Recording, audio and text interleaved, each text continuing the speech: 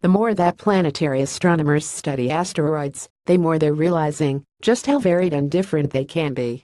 Some, like 16 Psyche, are made of solid nickel and iron, while others are made of rock. Some asteroids have been found with moons, was the rings, and some icy objects really blur the line between comet and asteroid. In order to truly understand their nature, it would take dozens or maybe hundreds of individual missions on the scale of Rosetta or New Horizons. Or maybe not. Asteroid 1998 QE2 and its moon. A team of researchers with the Finnish Meteorological Institute announced today that the best way to explore the varied objects in the asteroid belt would be with a fleet of tiny nanosatellites. 50 ought to do the trick to explore 300 separate asteroids, bringing the individual costs down to a few $100,000 per asteroid. During a presentation they made at the European Planetary Science Congress EPSC 2017 in Riga on Tuesday, the researchers showed how these tiny satellites could travel out to the asteroid belt, gather data on individual asteroids, and return to Earth to download their data. The 50 satellites could be launched together in a single vehicle, and then separate once in space. Or they could fill extra space in existing launches. The exact launch orbit doesn't matter, as long as the spacecraft can get outside the Earth's protective magnetosphere, where they can catch a ride on the solar wind.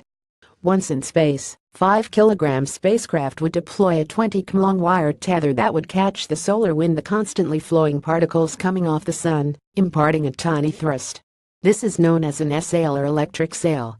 Unlike a solar sail, which depends on the momentum of photons coming from the sun, electric sails harvest the momentum of charged protons. Artist's illustration of the Heliopause electrostatic rapid transit system.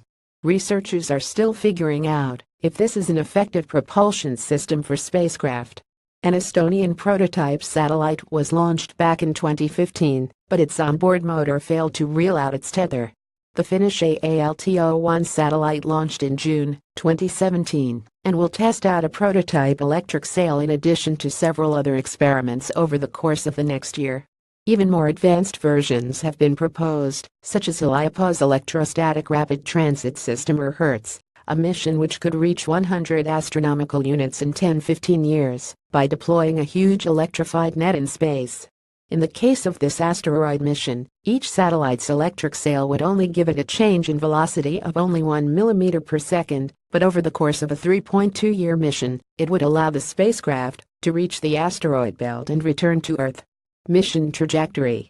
The spacecraft would take 3.2 years to reach the asteroid belt and return.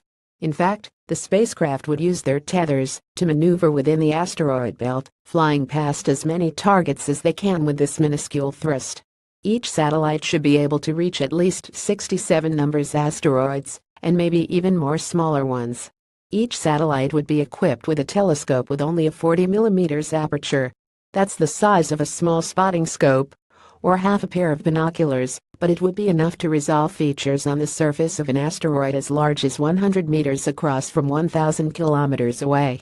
In addition to taking visual images of the asteroid targets, the spacecraft would be equipped with an infrared spectrometer to determine its meteorology.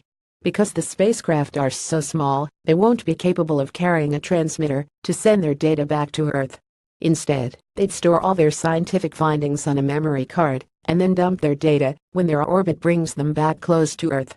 The researchers estimate that development of the mission would probably cost about 60 million euros or $70 million, bringing the cost per asteroid down to about 200,000 euros or $240,000.